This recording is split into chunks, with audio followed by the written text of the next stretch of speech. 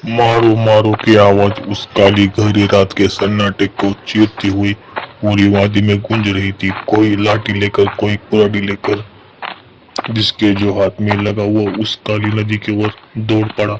अभी अंधेरा ही होता है कि गांव वाले को किसी ने बताया कि काली नदी पर दो आदमियों को हमला हुआ है। गांव वाले बेताश भागते हुए नदी के किनारे पहुंचते हैं तो क्या देखते हैं, खून में लथपथ दो लाशें किनारे पर पड़ी है।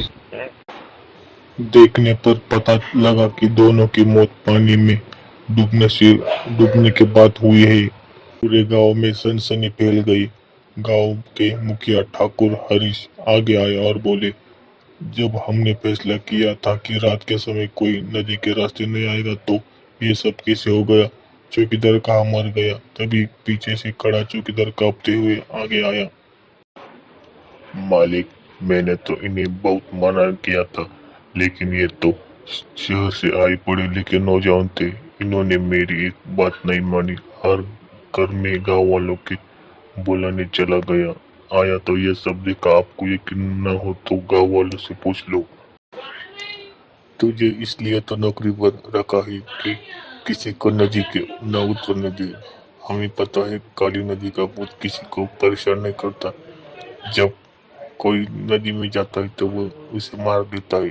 किस ऐसे में इस चौकीदार का क्या फायदा।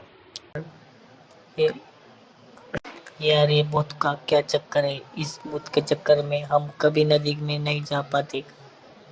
कि उस पार देखो कितने सुंदर नज़ारे हैं। उस पार एक मंदिर भी है। अगर किसी तरह इस भूत के छुटकारा मिल जाए तो कितना मजा आएगा।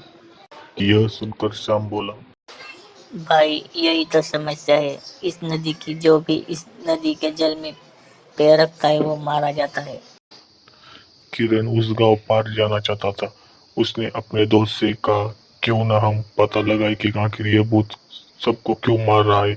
यह सुनकर श्याम बोला, इसका जवाब तो गांव का कोई बुजुर्ग ही दे सकता है। गांव के सबसे ज्यादा उम्र के तो केवल हरि दादा है।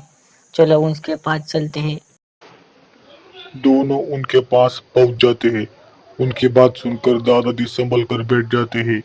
उसके जाने के बाद दादाजी कहना शुरू करते हैं, दादाजी, आखिरकार ये नदी का क्या रहस्य है।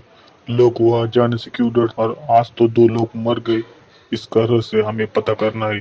तुम जो पूछ रहे हो वो मैं तुम्हें बता देता हूँ, लेकिन नदी में जाने की कभी कोशिश मत करना, क्योंकि जो भी नदी में गया है वो वापस नहीं आया।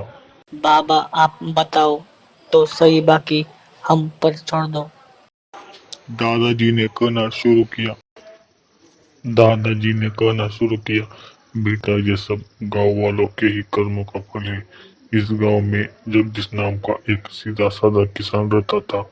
दिन भर खेत में मजदूरी करता था। उसका अपना खेत नहीं था। वो तो उस समय के जमींदार के खेत में मजदूरी करता था। वो पूजा पाठ करने वाला आदमी था। रात को जब वो अपने घर पहुंचता तो उसकी पत्नी पूजा की थाली तैयार रखती थी।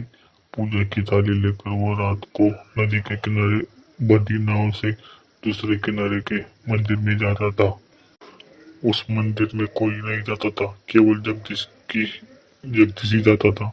मंदिर की साफ सफाई करता, उसे फूलों से सजाता, भगवान की पूजा करता, उसे भोग लगाता और वापस आ जाता था।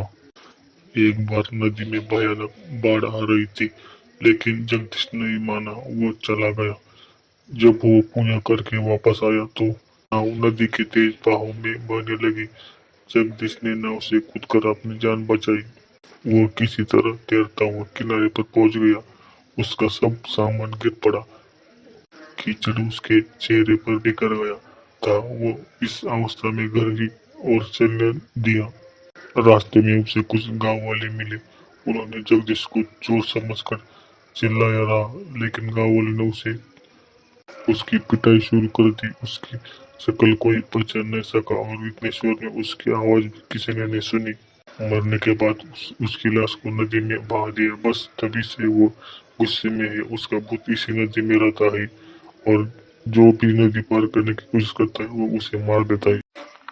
किरण और श्याम दोनों उस भूत की आत्मा की शांति के लिए गांव के पंडित जी के पास पहुंच जाते हैं। पंडित जी मना कर देते, फिर वे दोनों जमींदार गोपी जी के हवेली पर पहुंच जाते। गोपी जी उनका साथ देने के लिए तैयार हो जाते।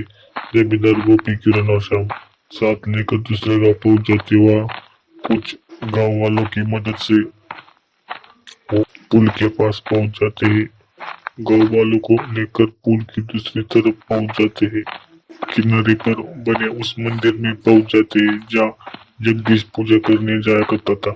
अगले दिन उसकी मूर्ति तिरंगे के लिए पूजा रखी जाती है। बाकी गांव वालों इस किनारे पर खड़े होकर मंदिर में होने वाली पूजा को देख रहे थे। पूजा जब खत्म होने वाली होती है तो चारों ओर से अजीब सी आवाजें आने लगती है। तभी पंडित जी कहते हैं कि जगदीश, गांव वालों अपनी गलती मान रहे, इन्हें माफ कर दो और ये दोनों बच्चे तुम्हारी पिंड दान कर रहे हैं। अब तुम मुक्त हो जाओगे। भटकना छोड़कर भगवान के पास धाम चले जाओ।